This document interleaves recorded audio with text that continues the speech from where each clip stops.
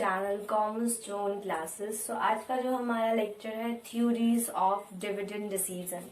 तो आपको पता है इसमें बहुत सारे थ्योरीज होती हैं, ठीक है, जहाँ से क्वेश्चंस डायरेक्टली पुट अप होते हैं एग्जाम में। और एग्जाम में क्वेश्चंस कहाँ से आते हैं, उन थ्योरीज के नाम नहीं पूछेंगे आपसे, डायरेक्ट अजम्पशंस की बात करते हैं, ठीक है। सो मैं आज यहाँ पे आपको एक थ्योरी का अजम्पशन डिस्क्राइब करने वाले हूँ। सो आई होप आपको ये वीडियो अच्छा लगेगा।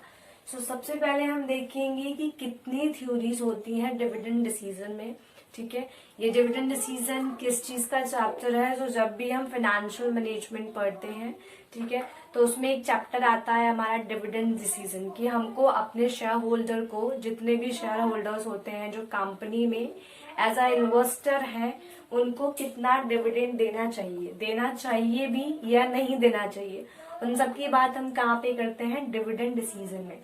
सो सबसे पहले बात करेंगे कि डिविडेंड डिसीजन को दो पार्ट्स में बाइफरकेट किया जाता है। इसमें जब भी आप पढ़ेंगे तो एक तो होता है रेलेवेंट मॉडल्स और दूसरे होते हैं इररेलेवेंट। सो रेलेवेंट में कौन से होते हैं और इररेलेवेंट कौन से होते हैं, नोट करिएगा। सो सबसे पहले जहां जहां मैं स्टार मार्क करूंगी उसको नोट कर लेना आप लोग, क्योंकि यहाँ से क्वेश्चन पूछते हैं आपसे। पुटअप हो सकता है क्वेश्चन की वॉल्टर मॉडल जो है और जो गॉर्डन्स मॉडल है, ये रिलेवेंट थ्योरी है आपकी या इररिलेवेंट है, ठीक है। प्लस इसके बाद ये किस में कवर होती है, डिविडेंड डिसीजन में होती है, ठीक है, इन्वेस्टिंग डिसीजन में, फाइनेंसिंग। सो यहाँ से भी क्वेश्चंस आ जाते हैं आपके एग्जाम में। सो इसको थोड़ा सा माइंड करके चलिएगा और कॉपी में नोट डाउन भी कर लीजिएगा। सो रिलेवेंट थ्योरी की अगर हम बात करें, सो सबसे पहले बात करेंगे रिलेवेंट की। रिलेवेंट को भी अगेन दो पार्ट्स में डिवाइड किया गया है फ्रेंड्स, ठीक है। पहला है हमारा वॉल्टर मॉडल, जिसके बारे में आज हम बात करने वाले हैं, और दूसरा है गॉर्डन मॉडल। इररिलेवेंट में अगर बात करें तो इसमें एक अप्रोच होती है सोलोमन अप्रोच, जो कि इजरा सोलोमन ने दे रखा है। दूसरा आपका अप्रोच, जो कि पता है दो थिंकर्स ने मिलकर इस अप्रोच को दिया है, मोदिग्लियानी एंड मिलर्स अप्रोच, ठीक है। तो सबसे पहले हम बात करेंगे वॉल्टर्स मॉडल की।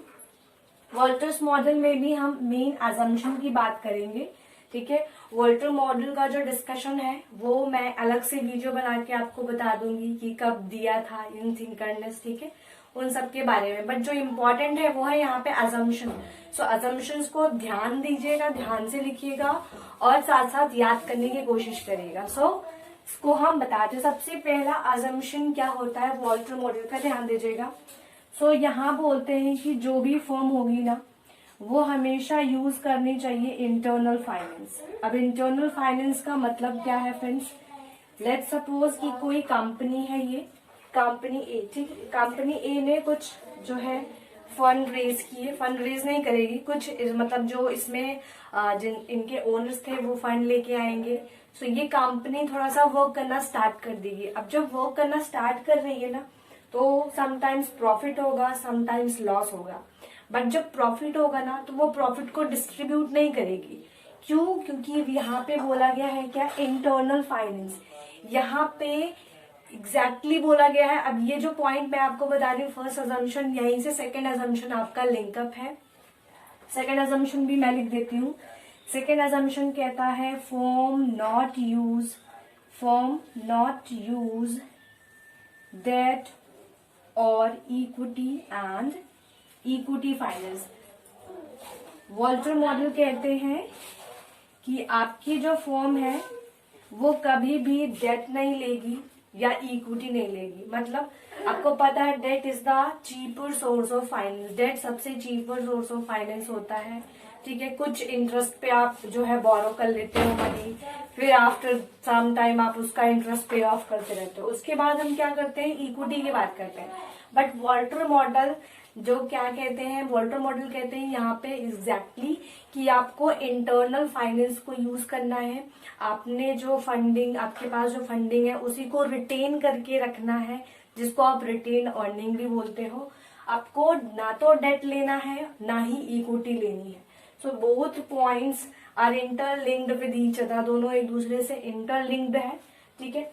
नेक्स्ट क्या बोलते हैं ये वॉल्टर, क्या बोलते हैं नेक्स्ट अजम्पशन में, क्या बोलते हैं कि जो आपकी फर्म है ना, वो फर्म की जो लाइफ है, फर्म हैज परपीचुअल लाइफ। परपीचुअल लाइफ का मतलब क्या होता है फ्रेंड्स, आपने कंपनी जब पढ़ी थी कंपनी के बारे में, तो कंपनी का एक फीचर होता है, ठीक है, परपीचुअल। परपीचुअल का मतलब है कि आप कभी नहीं सोचते कि वो कंपनी वाइंड अप हो जाएगी, बंद हो जाएगी, ठीक है, हमेशा वो कंपनी चलती रहेगी, रनिंग कंपनी रहेगी, ठीक है। सो इसीलिए यहाँ पे वॉल्टर मॉडल एग्जैक्टली बताते हैं असम्पशन में कि जो आपकी फर्म होगी वो क्या होगी, परपीचुअल लाइफ होनी चाहिए, ठीक है। नेक्स्ट असम्पशन क्या बोलते हैं, सो नेक्स्ट असम्पशन बोलता है कि फर्म जो है, फर्म का 100% पे आउट रेशियो होना चाहिए, 100% पे आउट रेशियो। अब ये 100% पे आउट रेशियो क्या होता है, फर्म हैज 100% पे आउट रेशियो। पे आउट रेशियो का मतलब है जितना आपने इन्वेस्ट किया एग्जैक्टली वो तो आपको मिल ही जाए। लेट्स सपोज आपने इस कंपनी में 100 रुपीज का इन्वेस्टमेंट किया, तो आपको डिविडेंड मिले चाहे ना मिले, आपको प्रॉफिट मिले चाहे ना मिले, आपका वो जो आपने इन्वेस्ट किया था अमाउंट 100 रुपीज वो तो कवर अप हो जाए। इसलिए वॉल्टर क्या कहते हैं यहाँ पे कि आपको 100% पे आउट रेशियो होना चाहिए। कौन बोलता है, ये वॉल्टर बोलते हैं अपने असम्पशन में। नेक्स्ट पॉइंट क्या रहता है यहीं पे इनका, नेक्स्ट पॉइंट ये बोलते हैं कि आपकी जो कॉस्ट ऑफ कैपिटल है, कॉस्ट ऑफ कैपिटल और आपकी इसको इस तरीके से लिख लीजिए, फर्म हैज कांस्टेंट, फर्म की जो कॉस्ट ऑफ कैपिटल है फ्रेंड्स वो हमेशा कांस्टेंट रहेगी, cost of capital and plus return, and cost of capital and return. Return का मतलब मैंने अभी आपको डिफाइन किया कि जो आप इन्वेस्ट कर रहे हो, 100 रुपीज आपने इन्वेस्ट किया, ठीक है, तो उससे जो रिटर्न होना चाहिए ना वो भी कांस्टेंट होना चाहिए और कॉस्ट ऑफ कैपिटल भी कांस्टेंट होना चाहिए। अगेन यहाँ पे ये बोलते हैं कि फर्म का जो ईपीएस होगा, ईपीएस मतलब what, so firms EPS and dividend also constant, ये भी हमेशा कांस्टेंट होना चाहिए, डिविडेंड कांस्टेंट, ये भी आपकी क्या होने चाहिए फ्रेंड्स, कांस्टेंट होना चाहिए। ईपीएस मतलब अर्निंग पर शेयर, ठीक है। अर्निंग पर शेयर का मतलब है कि जितना आपने उस पे शेयर इन्वेस्ट किया है उस पे आपको अर्निंग कितनी हो रही है, दैट इज योर ईपीएस। और जो डिविडेंड होगा, डिविडेंड का मतलब है कि जो आपने इन्वेस्ट किया है उसके अगेंस्ट आपको डिविडेंड मिलता है कंपनी के थ्रू। अगर कंपनी को प्रॉफिट होता है तो वो आपको डिविडेंड देती है, ठीक है। तो आपका ये 6th असम्पशन हो गया। ये आपके असम्पशन है, इसको ध्यान से देखिएगा। मेन चीज इसका लास्ट पॉइंट, ये लास्ट असम्पशन है, इसमें 2 फैक्टर्स की बात करते हैं हम। It has 2 factors. पहला फैक्टर आपका है क्या, IRR, जिसको बोलते हो आप internal rate of return, that is your internal rate of return, जिसको आप बोलते हो शॉर्ट में IRR। और the next is required rate of return, ठीक है, जितनी आपकी रिक्वायरमेंट है, required rate of return. So ये आपकी क्या होने चाहिए, ये आपके 2 फैक्टर्स होते हैं। First is your IRR, second is your required rate of return. So ये सारे असम्पशन से एक बार मैं फटाफट सारे गो थ्रू करा देती हूँ। वॉल्टर मॉडल कैसा मॉडल है, सो ये रिलेवेंट है, कहाँ पे हम इसको स्टडी करते हैं, सो थ्योरीज ऑफ डिविडेंड डिसीजन का ये पार्ट है। यहाँ पे असम्पशंस क्या क्या होती हैं, सबसे नंबर 1 असम्पशन आपको बोर्ड पे देखते रहना है। नंबर 1 असम्पशन क्या बोलती है कि आप हमेशा इंटरनल फाइनेंस यूज करेंगे। नंबर 2 असम्पशन कहती है कि आपको डेट नहीं यूज करना है, प्लस आपको इक्विटी नहीं लेनी है, ठीक है, ना ही आपको डेट का यूज करना है, ना ही इक्विटी वालों को बुलाना है। नेक्स्ट बोलती है क्या कि फर्म की जो पे आउट रेशियो है वो 100% होनी चाहिए।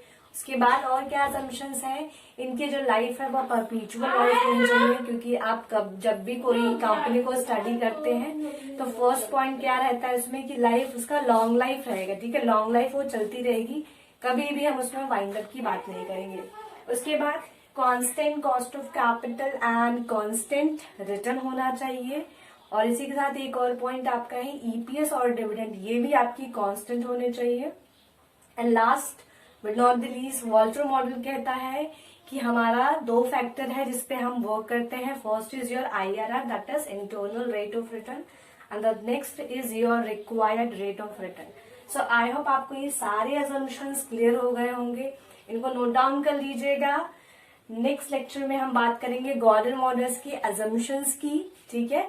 अगर आपको वीडियो अच्छा लगा हो तो लाइक करिएगा, चैनल को सब्सक्राइब करना बिल्कुल मत भूलिएगा। मिलते हैं नए लेक्चर में, तब तक के लिए बाय बाय।